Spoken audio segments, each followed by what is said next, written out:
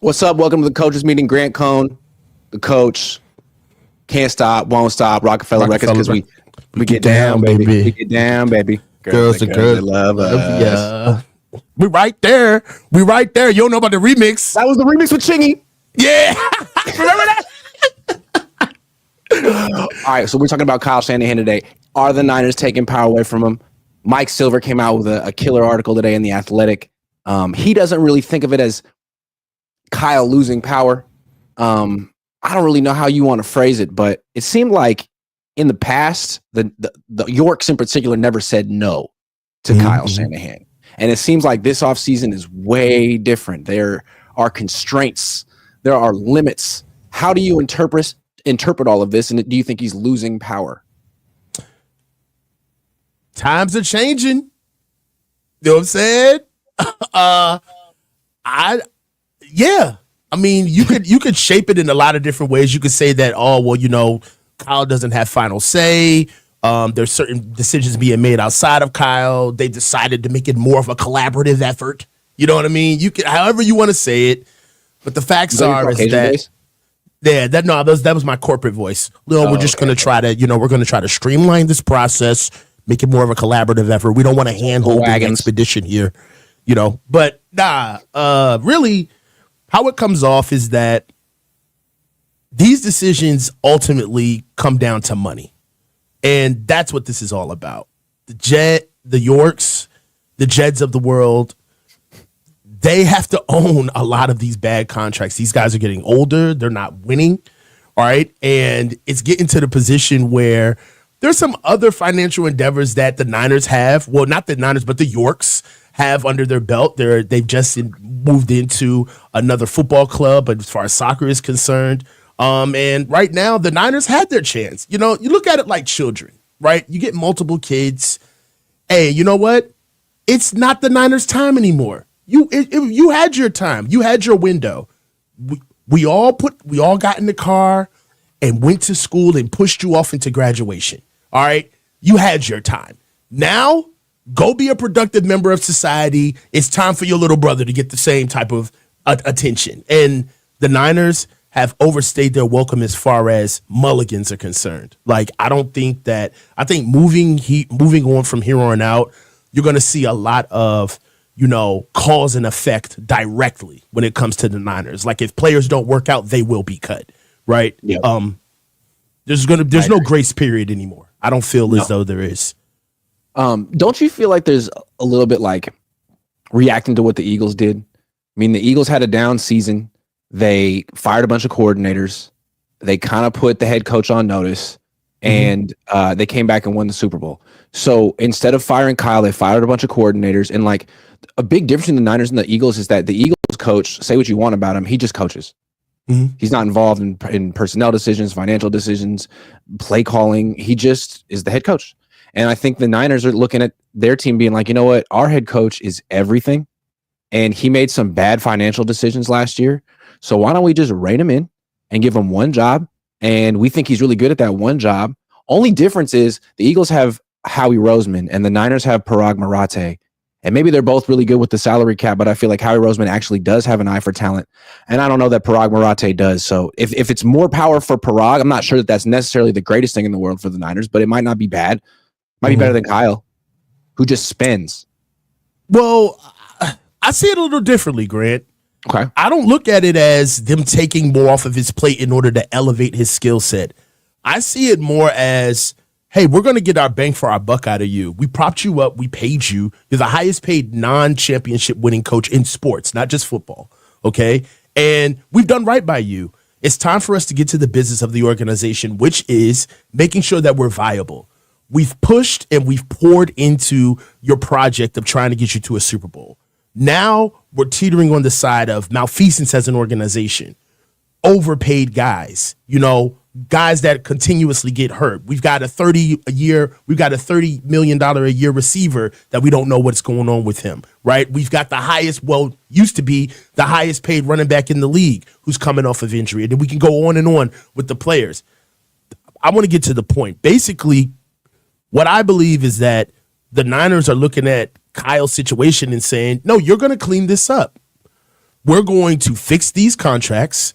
We're getting Parag back into the building to make sure that things move in the right direction fiscally. All right. Mm-hmm. And we're going to let you struggle. Not struggle, but your skills are going to be your shield this season, not your players. We're not going to go out and get you this ready-made roster. One thing I wanted to touch on is that you brought up the Eagles, which is apt for this discussion, but there's a couple of things that are not congruent with this scenario.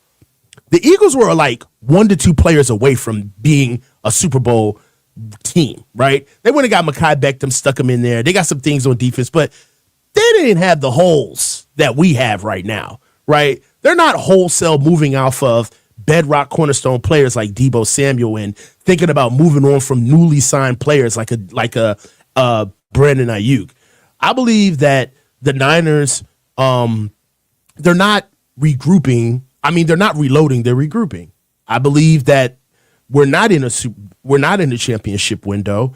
Right now, we're trying to replenish the depth of our team, the youth of our team. We're trying to fiscally right ourselves. We're doging right now, Grant.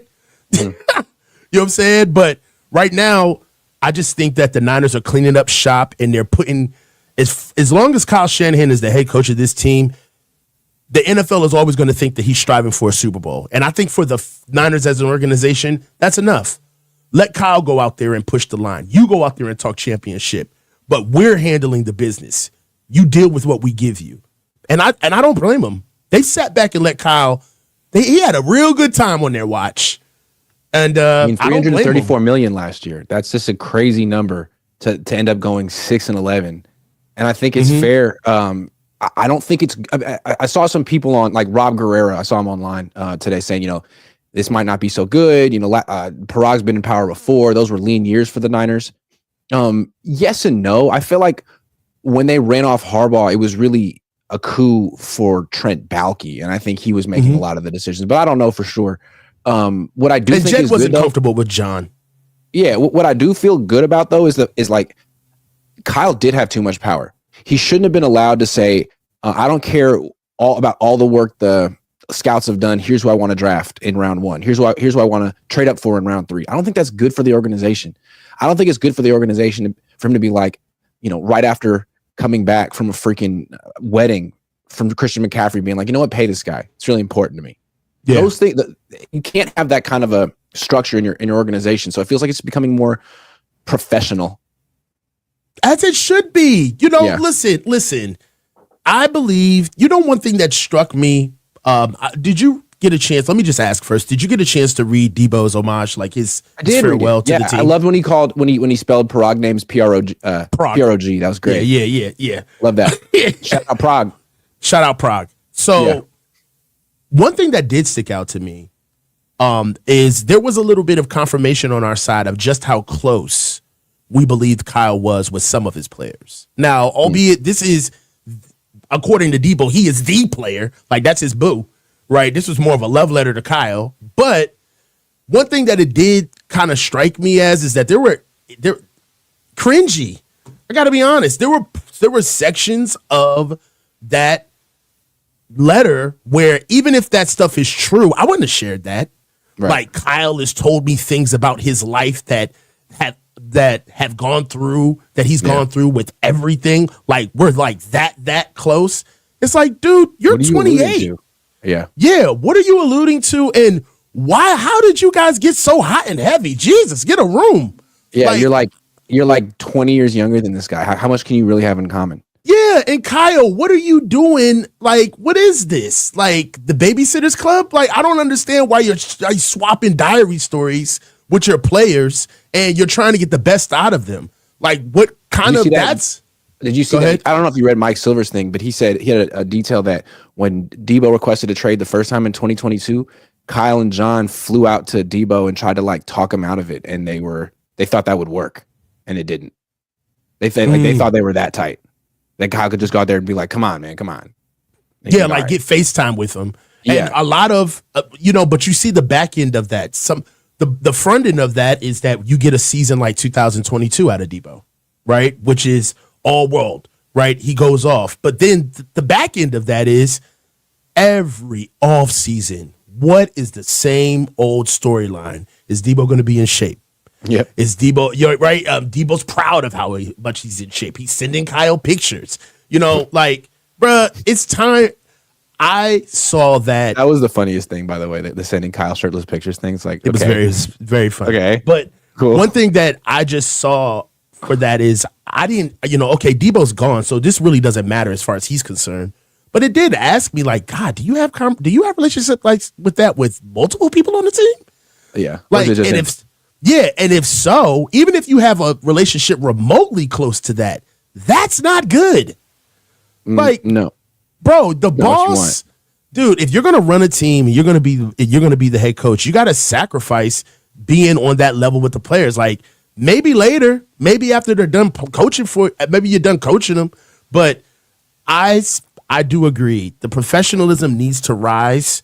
It's way too much frat boy fraternizing. Like, I'm over it. It's time for these guys to get the professional stuff locked down first and then figure out if they like each other second.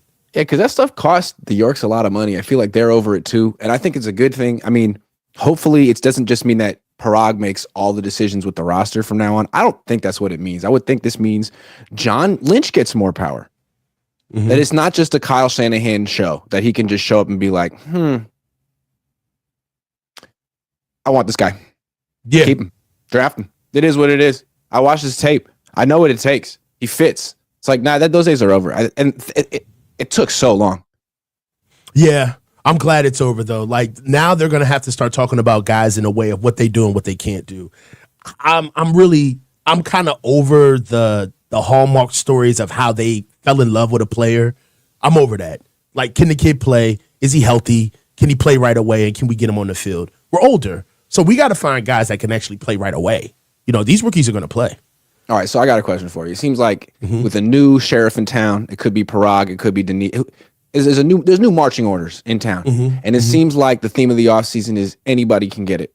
The insiders keep saying, like, look, Deebo Samuel was one, but he may not be the last, and there's really no one's safe and anything's on the table. So let's go like player for player, guys who clearly could be in consideration for being traded to save money.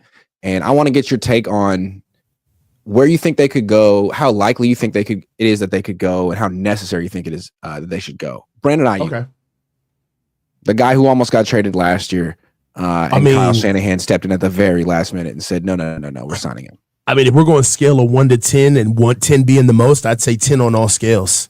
It's almost imperative for us to make sure that we move on from Debo. I mean, not Debo, but BA. They got the injuries. We already overpaid him. We saw what we came in at 22.5, got him up to 25, and still bended the knee and paid him 30. We don't know what he is, and even when he was at his healthiest, he was a fringe number one guy. On top of it is that we've kind of seen life without him, and I feel like we can move on from BA.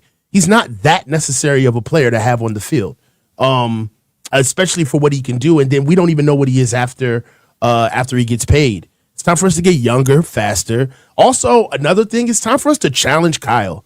Kyle needs to be challenged with a new band of guys that does not know him, that they're there, they are on the team to perform.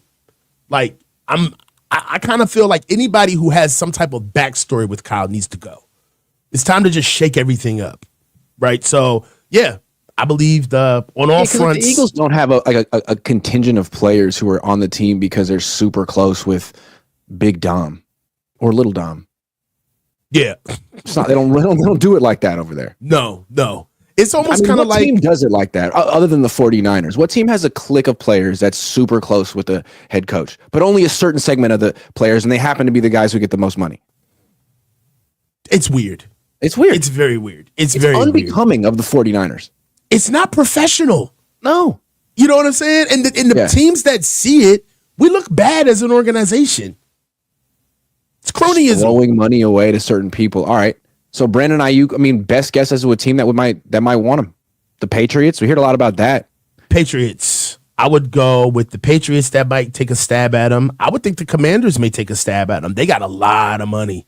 They've already gotten Debo, so that's pretty much off the table now that I'm thinking about it. Smaller teams that need receivers. I could see possibly the Colts taking a swing at Debo. I could also see, if we're looking at receivers, you may not like this, but I could see the Seahawks going at Brandon Ayuk. I don't know if the Niners would do it or not. I don't necessarily see a lot of teams that would just be wanting to jump at him right away with disposable cash just to spend. What about Buffalo? That's the team I like. They're losing Amari Cooper. That's the team I like for Ayuk last year. It's like you have an elite quarterback. You don't like your number one weapon is Khalil Shakir, who's good, but you like need to be able to throw more. What's the point of having Josh Allen if you can't actually throw? I mean, they throw the ball among the least of any team in the league. I think that one makes sense to me. I don't know if they want to do it. I don't know if they have the money for it after paying Josh Allen. See, the thing about it is that Buffalo may not have the money. You know what I'm saying? Yeah. I would say, what about Miami? Yeah, Vegas. Vegas needs a receiver too. Yeah. Miami needs a receiver to replace Tyreek Hill. How about Ayuk for Tyreek Hill straight up? Oh my God! You know who needs a number 2 receiver? Who? Dallas. Dallas needs a number 2 receiver. I said Cleveland already. I don't know. They just let go of Christian Kirk, so I don't think that Jacksonville would get back in that. Hate to say it, but I can see KC taking a stab at BA. Being able to have a guy that can run real routes. They don't need anybody to take the top off the defense. They got Rashee Rice. And they like playing small ball. And then, there's always Pittsburgh, right? They could go back and circle the block with that. They've already got Pickens. And then Pittsburgh will circle the block and get him at cheap, right? For way less than what they were going to give up for him before when they were trying to make the deal with us in the summer last year. So I wouldn't be mad at that deal either, as well as Tennessee. So for me, I think the ideal place that I could see BA going is Dallas. You already have CeeDee Lamb there. And they need a number 2 receiver. I could see Dallas taking him. Be interesting. Alejandro Buenrostro says Shaq Mason release thoughts potential pickup. No. Not a draft a guy. Draft a guy. You gotta draft a guard. You gotta draft a starter in round 2 or 3.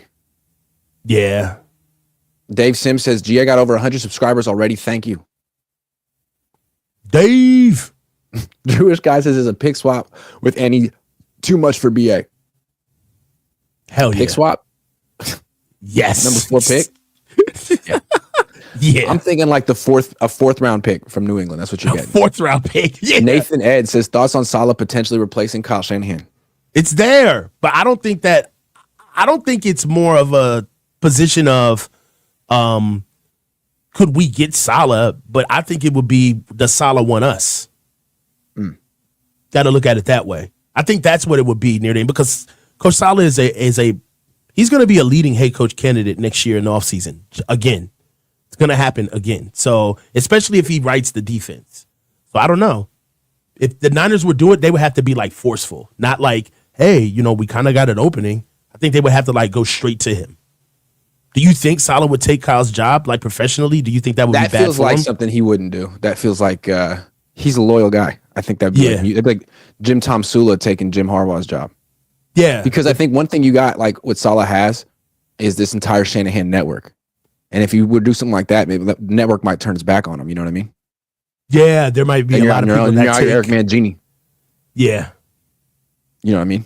Yeah. All right. Alejandro says a wide receiver core a little old if you really think about it.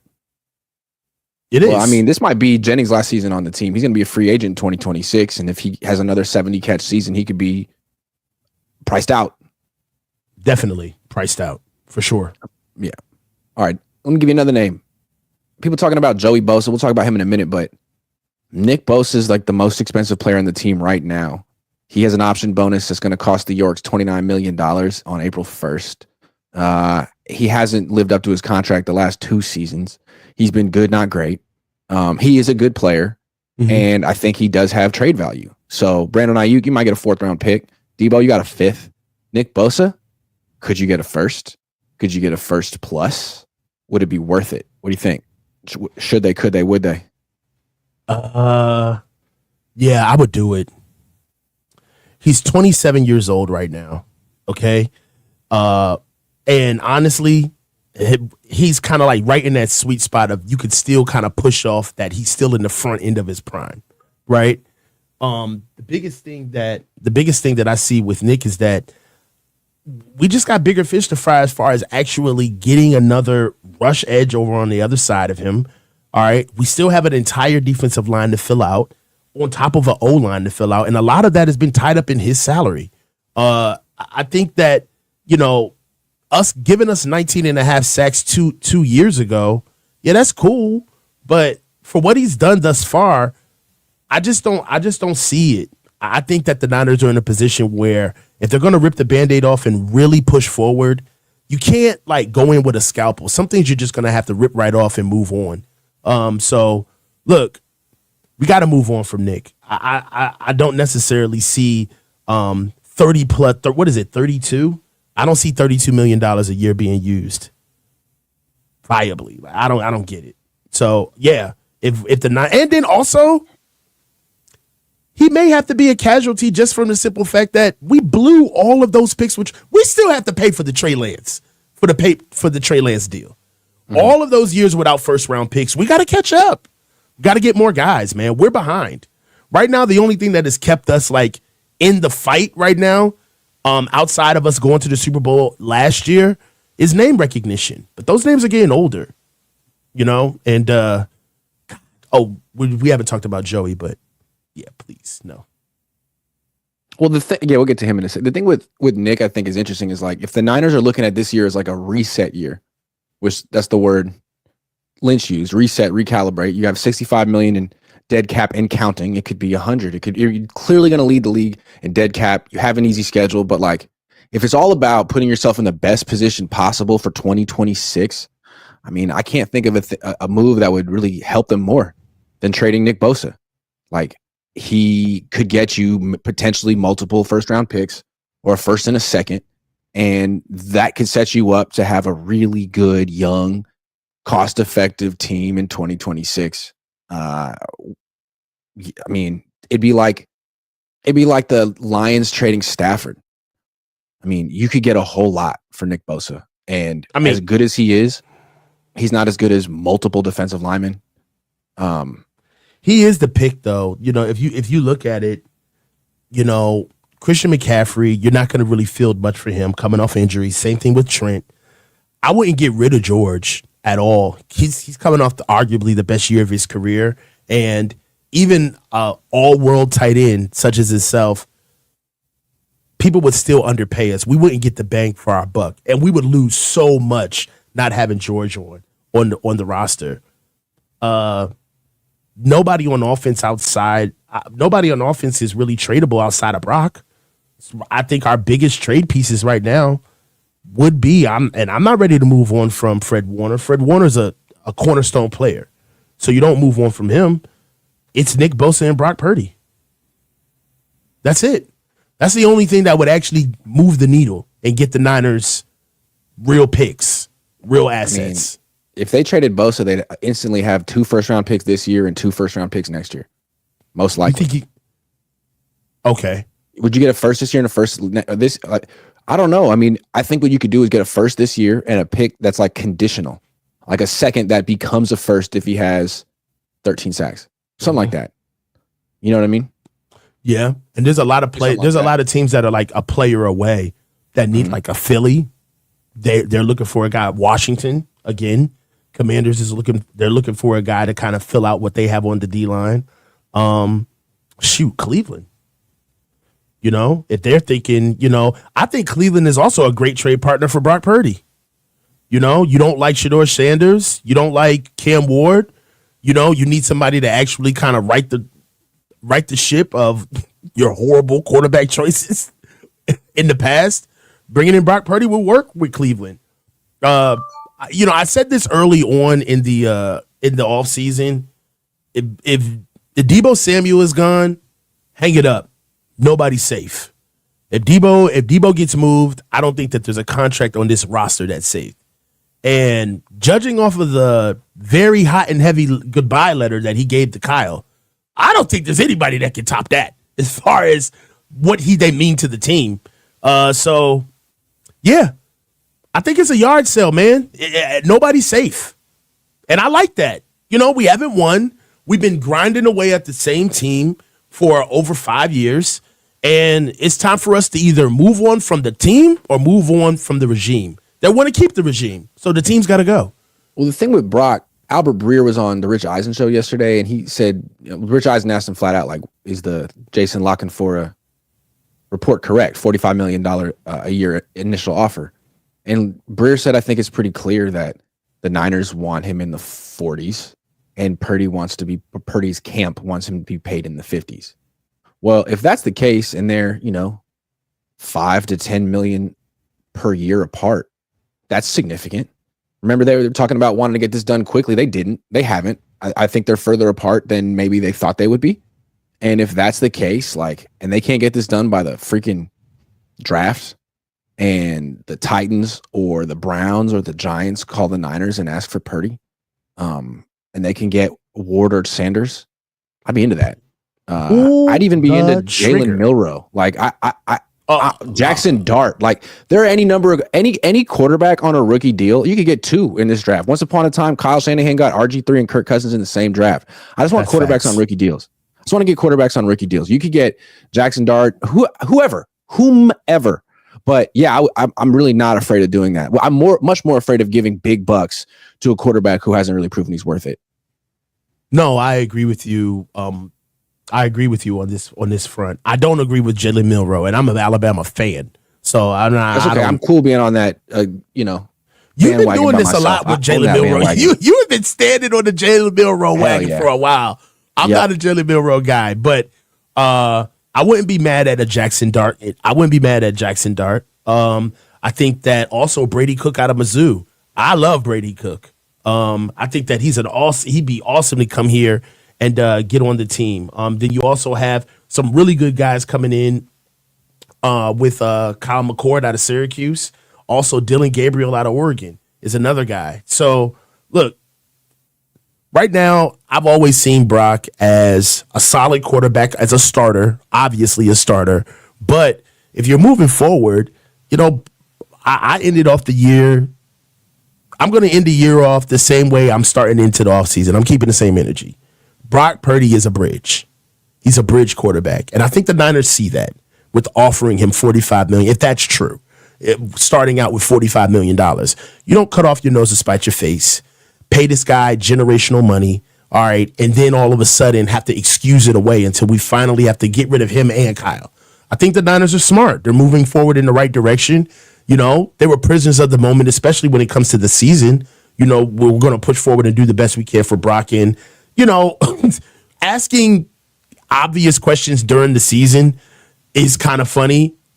The first thing that came to mind when I heard about the Jason La Canfora deal, the Jason La Canfora report about the $45 million, the first thing that came to mind is when Jed said that Brock Purdy is our number one quarterback. You can print that. He's the guy that's here to stay. You can print that. It's just It's so funny how the tables have turned, man. Now that we're closer to, the season, so it's Jed, you might want to talk to your parents about that before you start making claims in public. Yeah. Sure before that? Exactly. Because you haven't done it yet. Things change. Yeah. Things happen. Yeah, you might want to pull back on that, bud, before you start making in the middle of a losing season. Before you start calling someone bud. I do. Oh yeah, buddy. Listen, buddy. Yeah. Come here, best. Yeah. I think we need to normalize white guy sayings. You know what I mean? There's some good ones. White guy, who do you think you are, pal? You're skating on thin ice. That's a good Who do you one. think you're calling pal, bud? Yeah. You got another thing coming. I like that one. I like that one too. Do you think that the Titans would be interested in Brock Purdy? They have the number 1 pick. They could get Abdul Carter, they could get Cam Ward, or they could get Brock Purdy. That one seems rich. I mean, I don't know. It's maybe Brock's a good country singer, and maybe let's ask the. Well, number one, he'd be a huge hit in Tennessee just for culture. But let's go ahead and get it out the way right now. Is Cam Ward better than Brock Purdy? I think he is. I mean, it's hard to say that, right? There's like he's no a college way. quarterback. We've seen Brock in playoff games, but yeah, I would say Cam. Yeah, I guess my point and it's is not just that is like, would you rather have Cam on a rookie deal for the next 4 years or Brock Purdy and give him an extension right now? we're answering our own question. Yeah, right. Because even if it's close, you don't take Brock Purdy with a deal coming. You still go get the rookie because fiscally you're in a better position. And even if Brock Purdy was better, right, you still got to look at the fact that you got to pay him. So probably not the first pick. And then you get to Cleveland. They might want Brock, but can they afford Brock after paying Watson? I don't know if they can. Look, man. So if you can't get the top 2 picks, then it takes us to the Giants. The Giants are interesting because, well, the top 2 quarterbacks could be gone. Would it be worth it to trade for the number 3 pick and get Jackson Dart? Well, they've got $45 million in cap space. Man, I really want to just lie on camera, but I can't. I'd take Jackson Dart over Brock Purdy. You don't trade the number 3 overall pick for Brock Purdy, bro. Because you know what even though this doesn't make sense, do though is trade 3 for Purdy and 11. All right, you know what would be the move. You know, this doesn't make sense at all. At all. This has no bearing on the conversation. But the moment Brock Purdy gets traded for a first round pick, him being Mr. Irrelevant is going to come up. Even though he's played in Super Bowls, even though he's gone to the playoffs, he's 3 years removed away from him being a rookie. If he gets traded for a first round pick, I know that's what I would be saying if I was on another team. Even if Brock Purdy did his thing, I'd say, dude, we traded a first round pick for Mr. Irrelevant? And the fact that still comes up about Brock is all you need to know about. I think that, I don't know, would the Niners trade Brock for a second? I mean, no. But I think you get more than a second for Brock. He should be worth more than that. He's starting quarterback. The Giants. I don't see What it. are the Giants going to do at quarterback? Nothing. I mean, I guess it doesn't matter. They're going to suck one way or another. They're going to suck anyway. Yeah, so what's the point? Yeah, but look, there are some viable quarterbacks out there that have Giants written all over them, right?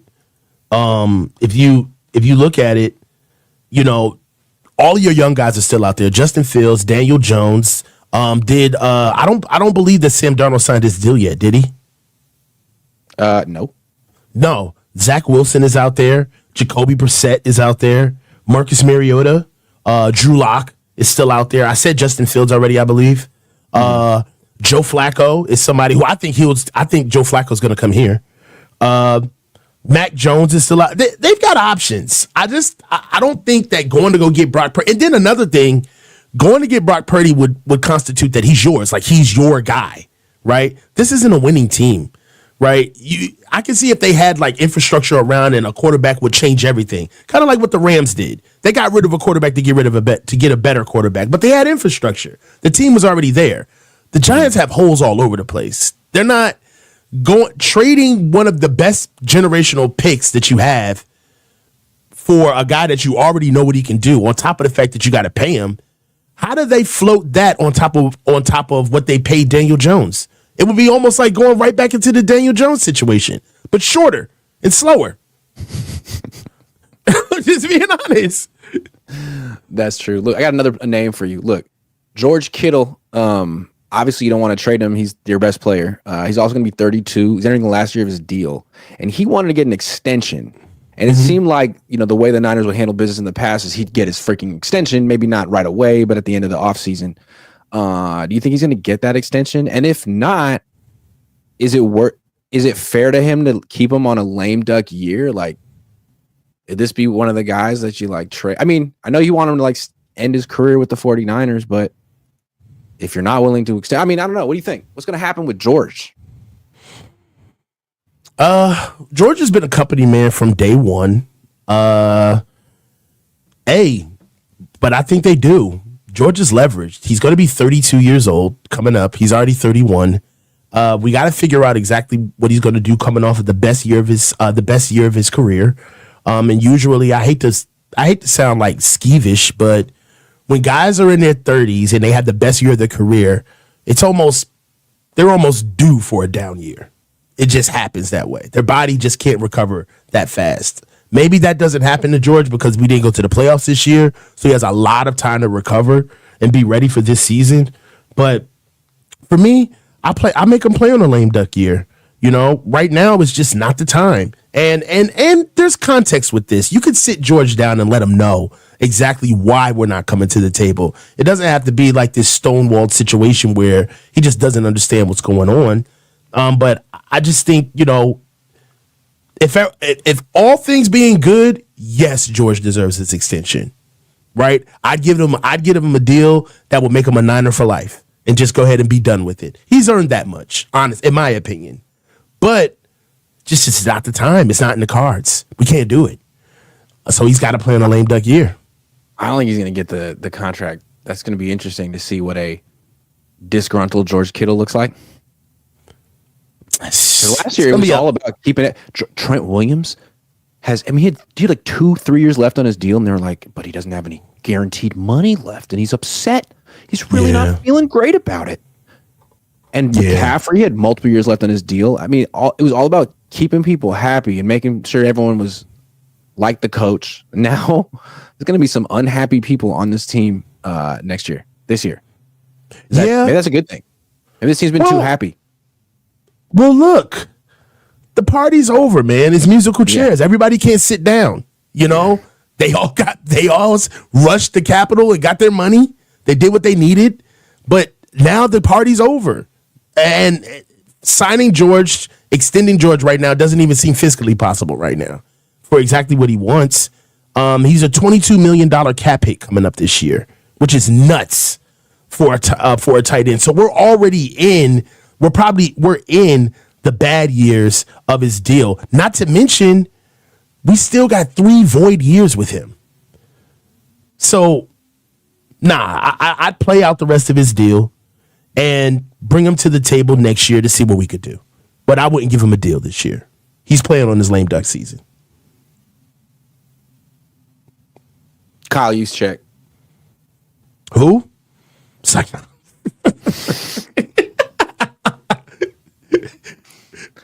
Look how this is turned. They don't save a ton of money by getting rid of Kyle Juszczyk. At the same time, if you're trying to save money, how do you justify spending $5-6 million on a guy who gets the ball once a game? Bro, I don't know, man. I don't know, bro. He's not even worth. You couldn't trade him. No one would want to take his contract. Nobody. What's he making? $6 million. He's 34 years old. I mean, if this isn't a reach around deal, I don't know what is, man. You know, it's like I'm glad to get rid of these nepo babies, man. He's got to go, bruh. I'm done with him. You know, you touch the ball, like you said, you touch the ball maybe 2 to 3 times a game. I don't know how you keep making the playoffs. I mean, the Pro Bowl. But it's time to move on. If the easiest contract to cut right now is Kyle Juszczyk, it's time to move on. Right, you know what I'm saying? We can keep his wife, though. She can make us coats. But Kyle's got to go. Those are nice coats. Those are very nice coats. I think she's really talented. No shade. Mrs. Juszczyk, good. Your work is pristine. I love the work. She does a really good job on those jackets. Who does a better job? Kyle Juszczyk in his craft. Oh, come on. Don't do it. You know the answer. It's Mrs. Juszczyk. To Kyle. It's no disrespect to Kyle. Mrs. Juszczyk is the breadwinner in the Juszczyk household. She's the SME, the subject matter expert. When it comes she's like the quarterback of the house. And he's like the fullback. Right. Yeah. See how it works, though? Yeah, it's interesting. Okay. Well, look, we got a couple of super chats, and then we'll get back to our topics. Does Kyle go running back in round 2 again? LOL. Yes, round 3. Yeah. Lamont says, no matter who we get or release, Kyle will Kyle in the end. So, Grant, have you seen the 2025 Stinger? It's fresh. No, I haven't. I'd like to check it out. Coach, can I call you Unc? LOL, love y'all. That's what they call me at home. Yep, call me Unc. You good. I'm everybody's says, okay, real talk. Why Kicker and Juice still here for real? Well, okay. I'm gonna shoot Moody some bail. I'm gonna shoot him some bail. He's been hurt, man. And during all of those kicks, he was hurt on his plant leg. It's not his fault that he got drafted in round 3. I don't think he should have. We all understand that. But because he is a 3rd round pick, I think he deserves to fight for his job. We just can't get rid of him. What do you think? Do you think we should just move on from Moody? Yeah, I think so. I think he needs a fresh start somewhere where there's not pressure. The whole thing, like being a 3rd round pick is rough. And now it's snowballed. I think they got to. Even though they got rid of Debo? Start. Huh? Even though they got rid of maybe he'll be like more confident. Yeah. Like, maybe he was nervous. Like, man, if I miss this, Debo's going to kick my ass. Like this. I'm fishing. Possible. Bosa out, not enough productivity buy, says Chris Gilbody. I'm not wrong with that. I'm not mad at that, Chris. Adrian says trade CMC, Kittle, Trent while they're valuable. I don't know that CMC has much trade value anymore. Or Trent. I don't know about Trent. Daza says, I'm all for a rebuild and trading any player, but based on how they've drafted, do we really trust this regime to be able to build a team through the draft? Well, they had a good year last year, but yeah. I got to take, man. Okay. If we go O-line and trenches early, Kyle didn't pick these. These aren't Kyle's picks. If we go O-line and trenches early, I think that because they screw up the beginning of the draft. It's the scouting department that always saves us in the end with our draft. Maybe we could see what the scouting department gets to do with the full draft, right? They don't get to get pushed to the back seat. I think if they go trenches early, I believe that this is the effect of the organization kind of telling Kyle, like, yo, don't get cute. Go get linemen. Especially if we're about to go pay this kid. Go get linemen. Yeah. James says, what do you think about trading for Sean Tucker, running back from Tampa? Man, just keep Jordan Mason, man. Or draft a running back. I think they should, yeah. I think they should keep Jordan Mason. He's a huge get for them. Mark wants to know if Kyle Shanahan is pouting. Hasn't heard anything from him recently. Well, I don't know. Still here. Yeah, I'd love to know what his take on. He's going to have to talk about the tighter purse strings at the owners' meetings. Nathan Ed says, why not clean house? Keep a leader on both offense and defense. Push the start over button. Why dink and dunk around aging players? Give Kyle Shanahan 4 years. 4 years? You just said why dink and dunk? That's a dink, dink, dunk, dunk. 4 years. 4 years. Cam, says Jared Owens.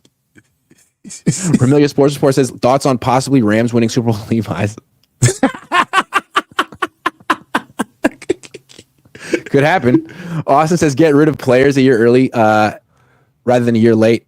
That's true. They don't really do that anymore. Well, they did it with Debo. Well, no, they did it a year late. No, Anthony Lopez says Travis Hunter covers the wide receiver and cornerback spot, game ready. Yeah, he'll fall to 11, I'm pretty sure. I don't want Travis Hunter. Oh, wow. Yeah. I wouldn't take him. At all. No. Not at all for us. He's a talented. I'm glad that you clarified that. Okay. I would draft him, but not for us.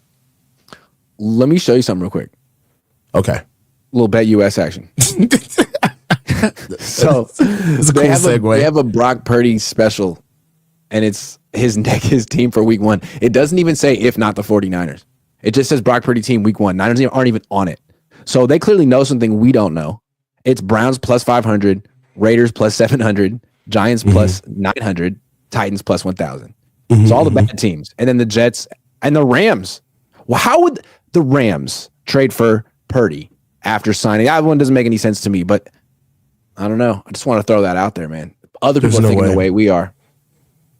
Yeah, the Browns, the Raiders, the Giants, the Titans. We didn't say the Jets. You think the Jets would? No. Although they don't have a quarterback. And how are they going to get one? Who's their quarterback going to be next year? Where did they pick in this year's draft? 7th? Yeah, something like that. Yeah, they picked 7th overall. Dude, they only have 8 picks. They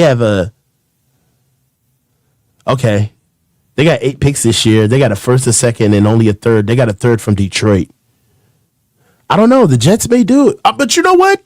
All of these like middling quarterbacks that we just talked about through the draft, they're going to be around in the second round. If I'm the Jets, I pick up Jackson Dart in the second round. If Jackson Dart isn't there, go Will Howard. Work on a guy. You know, even though Will Howard had a horrible combine. Did you see that? Yeah. It's pretty bad. It was bro. bad. It's pretty bad. He made Jalen Milroe look like freaking. And Jalen Milroe looked Brady out shaky. there. Yeah, but he made Jalen Milroe look good. Yeah, it was pretty bad. Yeah. Well, go check out BetUS. Check out their live casino games as well. They got all that kind of stuff over at BetUS. Joey Bosa. They don't have a special bet on Bosa yet. Maybe tomorrow. Everyone's connecting the dots. It seems like clearly that Joey and Bosa, Nick want to play together. His mom even pushed Joey for would it. give the Niners a discount. Do you think he would come over here and be like, you know what? It's not about money anymore. It's just about me playing football with my brother. No. I think that they would expect special contingencies. Right now, my biggest thing with Joey Bosa is that he's just overrated. You know, I could be artful about it, but he's overrated. Right now, how old is he? You know how old he is? 29. He's 29 years old, bro. Going to be 30 pretty soon. Off his last game, he played 14 games last year. He hasn't played a full season since 2019. He played 14 games last year, 9 games the year before that, and 5 games the year before that. Last year, he only played 41.7% of the snaps. All right, and he had 5 sacks. Outside, wow, and he's never had 12 sacks in a season. Dude, what are we? Out of respect for your show, we're making this a topic, but this is a non-starter. No way. And with these numbers, boy, you better be coming in here with a huge discount. He's never had over 12 sacks in his career. It just seemed like the owners told the front office, like, hey, guys, we're trying to get younger, cheaper, more durable, more cost-effective. And they come in and be like, okay, we heard you. And what we want to do, given the parameters you just set, is sign Joey Bosa. It's like, what are you talking about? He misses like 45% of the games every year. He's old. He's mid, bro. He just looks good in his pads at this stage. He's only got 3 recovered fumbles in his entire. He looks like one of the best players in the Niners. Yeah, he just looks like Tarzan, plays like Jane. He's got 3 recovered fumbles in his entire career. He had 13 QB hits last year, this past season. He had 9 the year before that, 6 the year before that. He had 20 the year before that, averaging 2 QB hits a game. But that year he only had 10.5 sacks. Nah, dude. Come on, bro. We had better production. Yeah, we can't do that. We had better production out of Charles Omenihu and what's my boy's name? Sam. What's the dude's name? Who left us? He had the very interesting last name. Ebucom? African last name. Ebucom, right? Mm. Yeah. So it's time to move on, man. We ain't moving on. We're not touching the Joey Bosa situation. Okay, I got one for you. How about Jonathan Allen? Jonathan Allen. The Niners almost traded Deebo Samuel for him, got a 5th-round pick instead. He's probably going to get. Did he get released already? Has he been released? Yes, he did. He got released. He got released. Former first round Commanders. What do you think? Former first-round pick. The only thing that kind of worries me about Jonathan is that he had a little bit of an issue this year because he only played 8 games. So I don't know how healthy he is. All right. Outside of that, though, outside of this past year, he is the pure definition of consistency. He played 16 games the year before. He's out of his 8 years in the league, he's played 6 years where he's played damn near the entire season. Now, one thing that I will tell you is that he's good on the interior and he's really good on sacks. My issue with him is that the run game. Now, he's not as big. He only weighs like 285 pounds. So he's going to have another road grader next to him. But I do love his consistency. I'm really shaky on bringing him over here because I don't know if he's a different player. The Washington got a lot of football out of him when they were really bad for a long time. So he's played a lot of football. I mean, juxtaposed to, we already talked about Joey Bosa only playing 41% of the snaps. Last year, for context, Jonathan Allen played 74% of the snaps. The year before that, he played 81.5% of all defensive snaps. The year before that, he was 77%. So this is a guy that's got a lot of tread that has been taken off his tires. I just want to see if, he can still play, right? Because they just flat out released him, right? But I will tell you, Jonathan Allen is he's a very underrated interior defensive lineman. And right now, he's better than Malik Collins and Jordan Elliott. I would take a stab at him. He made $22 million last year, so we would have to get him at a discount. But we'll see. I saw a mock draft this morning that had the Niners taking Darius Alexander, the defensive tackle from Toledo. He wasn't really looked at as like a high first-round pick, but he ran a 4.95 at 310 pounds. Looks extremely athletic. I don't know. I don't know. He's a midday. Yeah. What do you think of him? He's a midday day 2 pick for me. Talk about the kid out of the Toledo, Darius Alexander.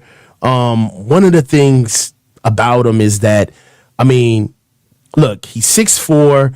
You get it. 6'4", 300 pounds. He's going to run a 4.95. But the things about the weaknesses that I don't like him at is that his pad level is a constant battle to keep him low. Because he wants to pop up and get fast, on offensive lines, man, he may just get moved out of his gap. Speaking of that, I don't think that he necessarily stays in his gap. He pops out of his stance. He loses leverage, especially when he's fatigued, and definitely in longer drives. That's one thing about him is that, you get that pop, you get that 4.9, it doesn't last for 4 quarters.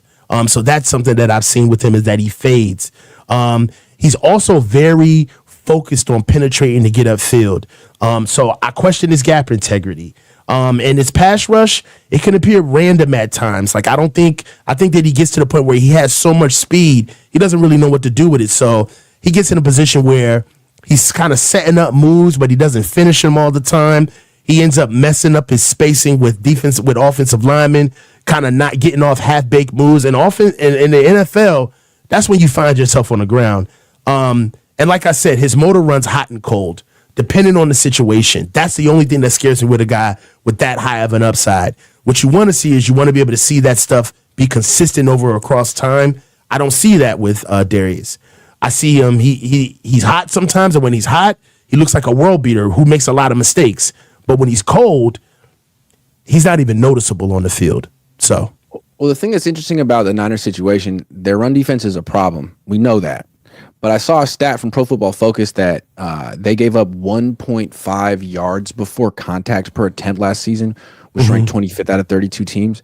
So it seems to me that like the issue with the run defense is starting up front, that running backs are getting to the second level of the Niners defense too easily. And so if they're going to fix this, then they really need to think about not just pass rushers, but defensive linemen who are good against the run. And a couple of years ago, when they had the number 1 run defense in the NFL, they had Samson Ebukam, great against the run. Eric Armstead, great against the run. Now it's Leonard Floyd, Malik Collins. Like, no. Yeah. There's a guy that I really like that nobody's really talking about, that I think he will be somebody that I think could really help the Niners. Tyleik Williams out of Ohio State, man. I'll tell you right now, Grant, this dude, he's 6'3", 330 pounds. And with with the teams that he's played with, all right, and how he's done throughout his entire career, I think that he's somebody who would do exactly what the Niners need. One thing that I will say about him is that he's played a lot of football for Ohio State. Some of his strengths right now is that I know that at 6'4", he's got raw power. He's got huge weight room strength, and it converts on tape. I mean, he throws people around.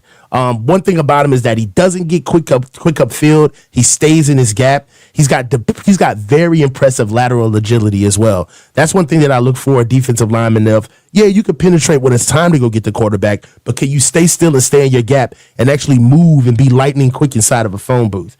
He demonstrates natural feel for reading blocks and schemes and locating the football through traffic. One thing that I will tell you is that when you get D linemen, you almost want to get the D linemen from the blue chip schools because they're the ones who see all of these different offenses week in and week out. So when they're able to show that they're a plus player, it's not as though that they're just kind of being a world beater, but they're showing dexterity through the schedule.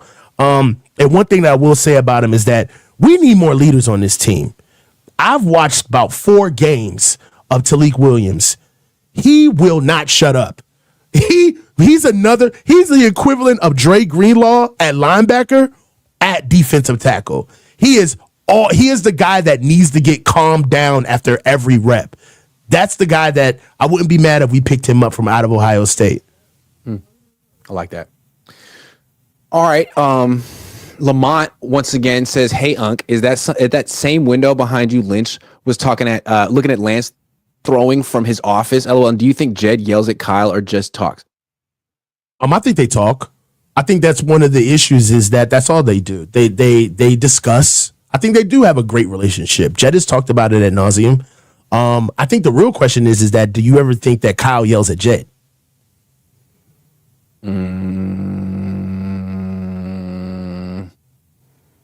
That's a good question. Maybe I could maybe. I can see that. Anyway, I have to go work out, getting into exercise and fitness. I'm getting into exercise and fitness. So it's time for me to go do that. Check that off for the day. Got a 60-minute workout coming up. Looking forward to it. Coach, good stuff. Thanks for being here. All right, brother. See you guys.